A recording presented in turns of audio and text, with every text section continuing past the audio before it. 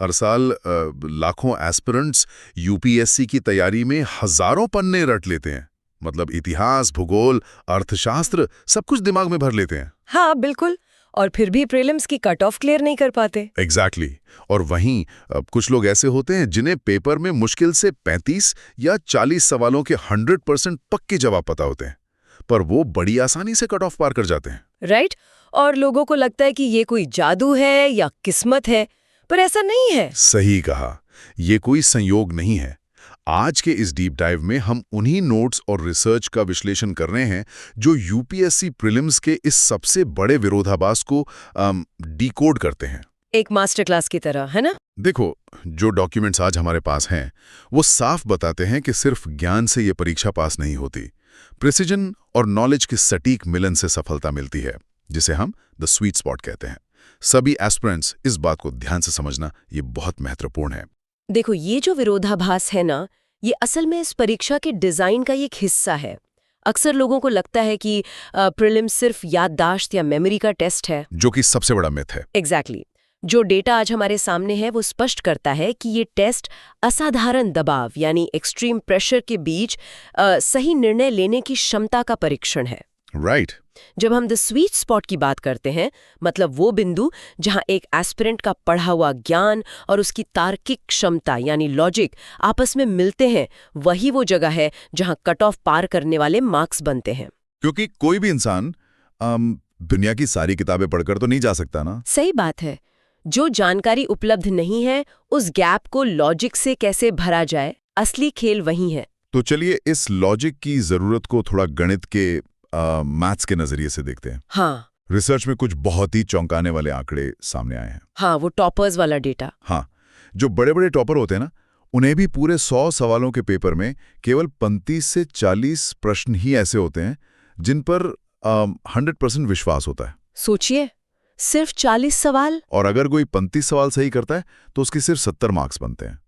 लेकिन cut off पार करने के लिए आमतौर पर 100 से अधिक मार्क्स चाहिए होते हैं, यानी कम से कम 55 से 60 सही उत्तर। एग्जैक्टली। अब जो ये 20 से 25 सवालों का फासला है, इसे सिर्फ मेमोरी से नहीं भरा जा सकता। इसके लिए लॉजिक और एलिमिनेशन का पुल चाहिए।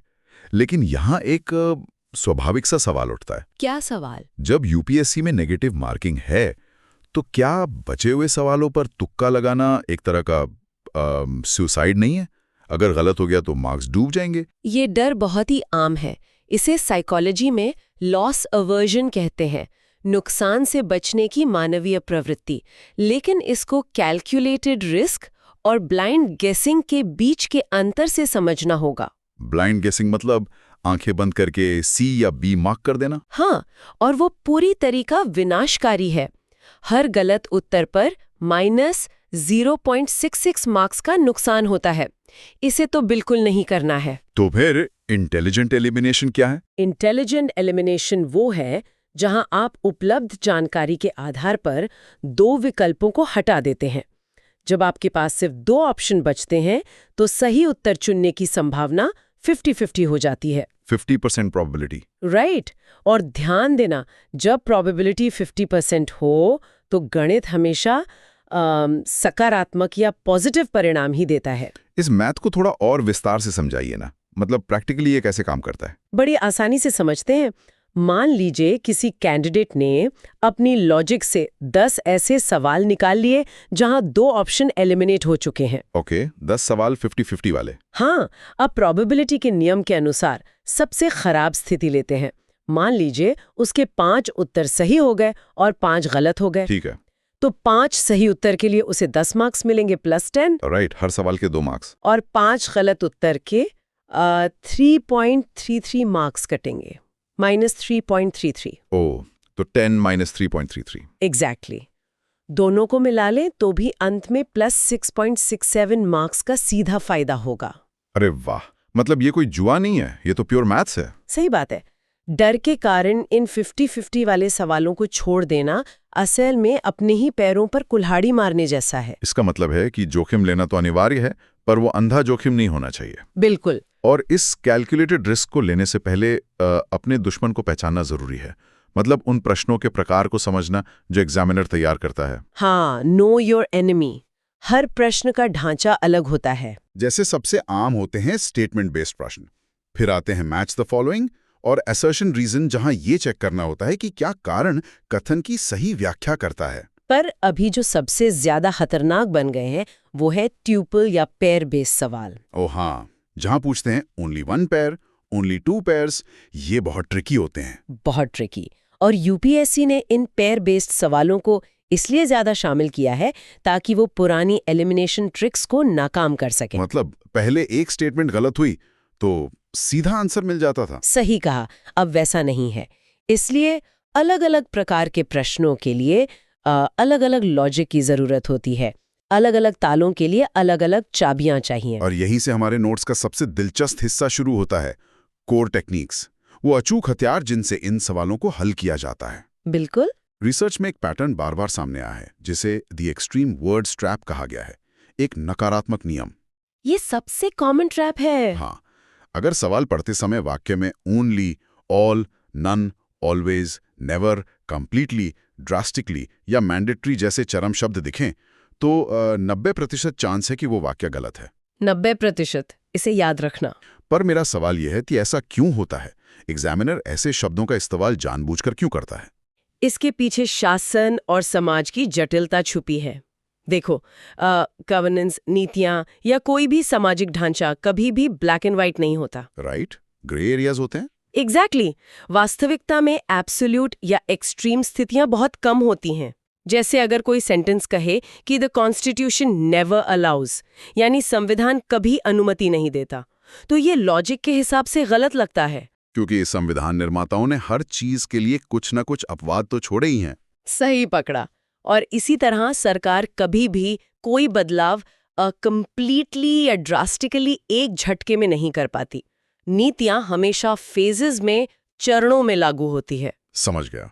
तो जब एग्जामिनर कोई गलत स्टेटमेंट बनाना चाहता है तो उसके लिए सबसे आसान तरीका होता है किसी नॉर्मल सी बात में एक एक्सट्रीम वर्ड जोड़ देना। बिल्कुल सही। लेकिन वेट, अगर हम इस नियम को पत्थर की लकीर मान लें तो क्या इसका कोई एक्सेप्शन नहीं है? क्या पॉलिटी के कुछ मामलों में नियम बहुत सख्त नहीं होते? ये बहुत ही जरूरी पॉइंट उठाया आपने। ये एक एक्सेप्शन है। फंडामेंटल राइट्स यानी मौलिक अधिकारों के मामले में कुछ नियम सच में एब्सोल्यूट हो सकते हैं। जैसे अनटचेबिलिटी का एबलिशन। हाँ, अस्पृश्यता का उन्मूलन पूर्ण है। वहां कोई शर्त या एक्सेप्शन नहीं है कि कभी कभी अलाउड है, नहीं, वो कंप्लीटली बैंड है। Right right. तो जब पॉलिटी या संविधान के सवाल आए तो इस एक्सट्रीम वर्ड के रूल को थोड़ी सावधानी के साथ लगाना चाहिए। ये तो हुई पॉलिटी की बात, लेकिन जब हम साइंस एंड टेक की तरफ बढ़ते हैं तो रूल बिल्कुल उल्टा दिखता है। नोट्स में द पावर ऑफ कैन का जिक्र है। ये मेरा फेवरेट रूल है, सकारात्मक नियम। हाँ, अगर साइंस के किसी सवाल में कैन या मे शब्द का प्रयोग हुआ है तो वो वाक्य आमतौर पर सही माना जाता है। जैसे AI can be used in agriculture. इसका कारण साइंस के नेचर में ही है। साइंस संभावनाओं का क्षेत्र है। आज जो टेक्निक नामुमकिन लगती है, कल वो मुमकिन हो सकती है। यानी कल nanotech can trigger disease such हो सकता है। एग्जैक्टली। साइंस में किसी भी नई टेक्नोलॉजी के लिए ये कहना कि ये कभी नहीं हो सकता एक बहुत बड़ा दावा है, और पेपर सेट करने वाला एग्जामिनर ऐसा एब्सोल्यूट दावा करने से बचता है। क्योंकि कल को कोई रिसर्च पेपर सामने आ जाएगा तो यूपीएससी को आंसर की बदलनी पड़ेगी। सही पकड़ा। और इसी लॉजिक को अगर थोड़ा और फैलाएं तो मॉडरेट लैंग्वेज रूल सामने आता है। मॉडरेट लैंग्वेज मतलब वो शब्द जैसे सम, मेनी, ऑफन या जनरली। जी हाँ, कुछ, कई, अक्सर, इन मध्यम शब्दों का इस्तेमाल करने वाले कथन बहुत सेफ होते हैं और ज्यादातर सही होते हैं। ऐसा क्यों? एक एग्जामिनर के नजरिए से सोचिए, अगर वो एक सेंटेंस बनाता है कि some plants can grow in desert, कुछ पौधे रेगिस्तान में उग सकते हैं, और अगर उसे इस सेंटेंस को गलत ठहराना है तो उसे क्या साबित करना होगा? उसे साबित करना होगा कि दुनिया के किसी भी रेगिस्तान में कोई भी पौधा नहीं उग सकता, जो कि लगभग नामुमकिन है। एग्जैक्टली। अगर पूरी दुनिया में एक भी पौधा ऐसा निकल आया तो वो सेंटेंस सही हो जाएगा, और एग्जामिनर ऐसे लीगल डिस्प्यूट से बचना चाहता है, इसीलिए वो सम वाले स्टेटमेंट्स को सही ही रखता है। वाह, ये तो एग्जामिनर की साइकोलॉजी को हैक करने जैसा है। और इसी साइकोलॉजी को डिकोड करने के लिए एक और जबरदस्त ट्रिक दी गई है, द कॉन्फ्लिक्ट रूल, विरोधाभास का नियम। ये बहुत कॉमन है। अगर दो स्टेटमेंट्स एक दूसरे के बिल्कुल ऑपोजिट बात कर रहे हो, जैसे ये कह रहा है इस पॉलिसी से इन्फ्लेशन बढ़ता है और दूसरा कह रहा है घटता है। तो सीधी सी बात है ना, दोनों एक साथ सच कैसे हो सकते हैं? बिल्कुल नहीं हो सकते। ये एक बहुत बड़ा लॉजिक हैक है। ऑप्शंस में जहां भी लिखा हो कि बोथ 1 and 2 करेक्ट, उस ऑप्शन को तुरंत काट दो। एग्जामिनर जानबूझकर ऐसे विरोधाभास डालता है, चेक करने के लिए कि कैंडिडेट में बेसिक कॉमन सेंस है या नहीं। और इस कॉमन सेंस का एक और लेवल है, रिवर्स थिंकिंग, मतलब उल्टा सोचो। रिवर्स थिंकिंग एलिमिनेशन की जान है। हाँ, हमारी आदत होती है सही जवाब ढूंढने की, लेकिन रूल कहता है कि सही जवाब मत ढूंढो, बल्कि ये ढूंढो कि कौन सा वाक्य बिल्कुल 100% रॉन्ग है। सही बात है। जब 4 ऑप्शंस में से सही को खोजना होता है तो प्रोबेबिलिटी सिर्फ 25% होती है, लेकिन जैसे ही आप एक गलत स्टेटमेंट को पकड़ लेते हैं और उन सभी ऑप्शंस को हटा देते हैं जिसमें वो गलत स्टेटमेंट है, तो अचानक से आपकी सही होने की संभावना 25 से उछलकर सीधा 50% या कभी-कभी 100% तक पहुंच जाती है। समझ रहे हो दोस्तों? सही को पहचानने से ज्यादा जरूरी है गलत को पकड़ना। इसे हमेशा याद रखना। लेकिन गलत को पकड़ने में एक बहुत बड़ी रुकावट आती है, जिसे नोट्स में द लुक अलाइक ट्रैप या द स्वॉप गेम कहा गया है। ओहो हाँ, डाटा और अथॉरिटी का ट्रैप। यूपीएससी को मंत्रालयों या संस्थाओं के नाम आपस में बदलने में बहुत मजा आता है। बहुत ज्यादा। जैसे स्कीम होगी फाइनेंस मिनिस्ट्री की और लिख देंगे मिनिस्ट्री ऑफ कॉमर्स, या फिर वर्ल्ड बैंक की जगह WHO लिख देंगे। और एग्जैक्ट डेटा भी देते हैं, जैसे एग्जैक्टली 75.5% ग्रोथ। और ये 99% गलत होते हैं। इसके पीछे भी एक प्रैक्टिकल लॉजिक है। क्या लॉजिक है? देखो, इकोनॉमी और गवर्नेंस में डेटा रोज बदलता है। जो पेपर एग्जामिनर ने मार्च में सेट किया है, उसके आंकड़े मई या जून के एग्जाम तक बदल सकते हैं। हाँ, जीडीपी फिगर्स तो आते रहते हैं। एग्जैक्टली।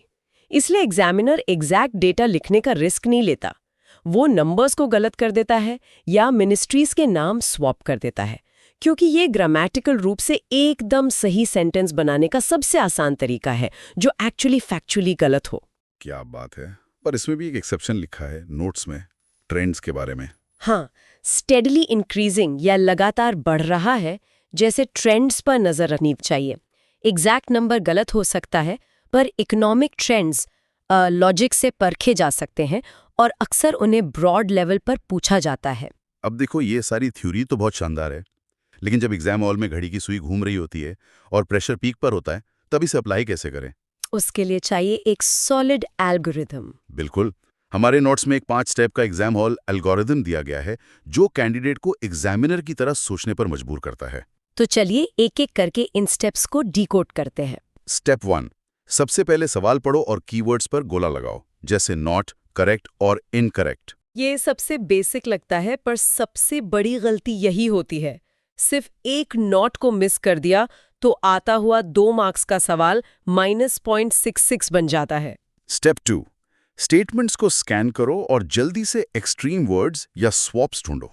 जैसे हमने बात की ओनली, ऑल या कोई एग्जैक्ट नंबर ढूंढो। स्टेप 3, राउंड 1 का एलिमिनेशन। जो 100% गलत हैं उन्हें बाहर करो। जो स्टेटमेंट ऑब्वियस गलत है उसके आगे बड़ा सा क्रॉस लगा दो। Step 4, option linking.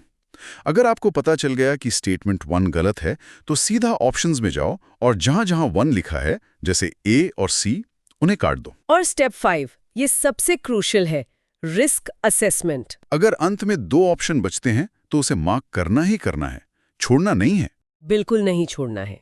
कई लोग इसी आखिरी स्टेप पर घबरा जाते हैं। उन्हें लगता है अब सब किस्मत पर निर्भर है, लेकिन अगर आपने पहले 4 स्टेप सही से फॉलो किए हैं तो ये किस्मत नहीं, लॉजिक है। 2 ऑप्शंस एलिमिनेट करने के बाद सवाल छोड़ना सबसे बड़ा क्राइम है इस एग्जाम में। चलिए, इस थ्योरी को अब एक रियल पेपर पर टेस्ट करते हैं। हमारे पास 2023 की यूपीएससी प्रीलिम्स का एक असली PYQ है। PYQ एनालिसिस सबसे जरूरी। सवाल का एक स्टेटमेंट कुछ इस तरह था: uranium enriched to the extent of at least 60% is required for the production of electricity। यानी बिजली उत्पादन के लिए कम से कम 60% संवर्धित यूरेनियम की आवश्यकता होती है। अब यहाँ हमारे रूल्स कैसे लागू होंगे? यहाँ at least 60% एकदम एग्जैक्ट डेटा ट्रैप है, और is required एक मैंडेटरी कंडीशन यानी अनिवार्य शर्त बना रहा है, एकदम एक्सट्रीम। बिल्कुल सही पकड़ा। तो एलिमिनेशन लॉजिक से ये गलत होना चाहिए। और टेक्निकली भी ये 100% गलत है। देखो, जो न्यूक्लियर रिएक्टर्स इलेक्ट्रिसिटी बनाते हैं ना, वो लो एनरिच्ड यूरेनियम का यूज करते हैं, जो करीब 3 से 5% होता है। ओह, और ये स्टेटमेंट 7% कह रहा है। 7% या उससे ज्यादा का एनरिचमेंट तो वेपन्स ग्रेड होता है, मतलब एटम बॉम्ब बनाने के लिए। तो लॉजिक और कोर साइंस दोनों यहाँ एक ही बात कह रहे हैं कि ये सेंटेंस गलत है। वाह! तो जिस भी ऑप्शन में ये स्टेटमेंट था उसे आसानी से काटा जा सकता था। इसे कहते हैं थ्योरी और प्रैक्टिस का सॉलिड कनेक्शन। बिल्कुल। और इसीलिए एक रैपिड फायर रूल याद रखना चाहिए। डिफाइंस या कंप्लीटली जैसे वर्ड्स हमेशा शक के दायरे में आते हैं। लेकिन इतने क्लियर पैटर्न्स होने के बावजूद इतने लोग फेल क्यों होते हैं? नोट्स में एक सेक्शन है, ये मत करना, यानी कॉमन मिस्टेक्स। इन मिस्टेक्स को अवॉइड करना ही आधा एग्जाम क्लियर करने जैसा है। सबसे पहली mistake, FOMO, fear of missing out. Exam hall में जब आसपास के लोग फटाफट गोले भर रहे होते हैं तो लगता है यार मैं तो कम अटेम्प्ट कर रहा हूं, और इस चक्कर में बच्चे 95+ सवाल अटेम्प्ट कर आते हैं। जो कि सबसे बड़ी बेवकूफ़ी है। सटीकता यानी एक्यूरेसी स्पीड से कहीं बड़ी होती है। 80 से 85 सवाल एक अच्छी एक्यूरेसी के साथ अटेम्प्ट करना 95 ब्लाइंड गैस मारने से 1000 गुना बेहतर है। दूसरा ट्रैप है ईगो ट्रैप। उफ, ये तो हर किसी के साथ होता है। हाँ, जैसे किसी का हिस्ट्री ऑप्शनल है और हिस्ट्री का एक ऐसा बाउंसर सवाल आ गया जो किसी स्टैंडर्ड बुक में नहीं है, कैंडिडेट उसको ईगो पे ले लेता है कि मुझसे कैसे नहीं बनेगा, और उस एक सवाल पे 5 मिनट बर्बाद कर देता है। देखो, यूपीएससी एग्जामिनर यही तो चाहता है। वो एक स्पीड ब्रेकर डालता है ताकि आपका टाइम मैनेजमेंट टूट जाए। ईगो को दरवाजे के बाहर रख कर आना चाहिए। और आखिरी मिस्टेक जो किसी ट्रेजेडी से कम नहीं है, ओएमआर ब्लंडर, एकदम लास्ट में सारे गोले एक साथ भरना। कभी नहीं। एक भी गोला ऊपर नीचे हुआ तो सारी मेहनत, पूरा साल जीरो हो जाएगा। ओएमआर हमेशा बैचेस में मार्क करनी चाहिए। तो इस टाइम मैनेजमेंट को ठीक कैसे करें? एक्सपर्ट जी, जरा वो 3 राउंड स्ट्रैटेजी समझा दीजिए। बहुत सिंपल और इफेक्टिव स्ट्रैटेजी है।